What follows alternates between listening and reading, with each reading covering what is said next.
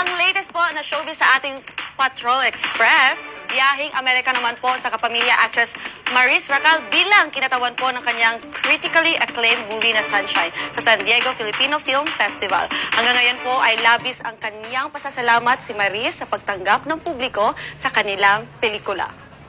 Aniya nga po, mahalagang mapanood ito ng mga Pilipino saan man sa mundo na nagbukas po ng mga usapan tungkol sa karapatan ng mga babae at ng reproductive health. Hangad din po niyang maipalabas ang Sunshine sa mga eskwelahan at komunidad sa bansa. Para may taas po ang kalaman ng mga kabataan tungkol sa issue, I'm very glad that it started a conversation. na maalam na po ang mga karakter ni na Michael de Mesa at Andrea Brillantes sa kapamilya primetime seryeng FPJ's Batang Quiapo. Nasawi po ang mag-amang Paeng at Fatima sa gitna ng police operation para hulihin ang grupo ni Tanggol.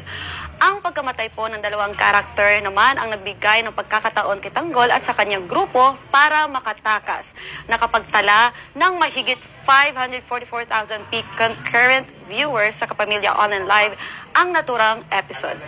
Papasok naman po ang ilang bagong karakter sa bagong yugto ng serye gaya na Maris Racal at Baron Gessler. At yan ang ating Star Patrol Express sa araw na ito!